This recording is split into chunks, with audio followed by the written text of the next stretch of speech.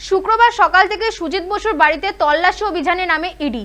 এরই মাঝে বাড়ি থেকে সুজিত বসুর ছেলেকে বের করে নিয়ে যাওয়া হলো শ্রীভূমি ক্লাবের একটি অফিসে।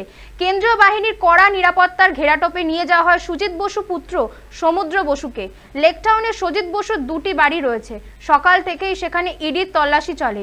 ভিআইপি পার করে রাস্তা বেঁকতেই চারদিকে শুধু পুলিশ আর কেন্দ্রীয় জওয়ানের ঘোরাঘুরি, বাহিনীর গাড়ি ভর্তি। এদিন বিকেলে সমুদ্র বসুকে নিয়ে যাওয়া হয় সুজিত বসুর অফিসে, তার পুরনো বাড়িতে। এরই ফাঁকে সংবাদ মাধ্যমের সামনে মুখ খোলেন সমুদ্র।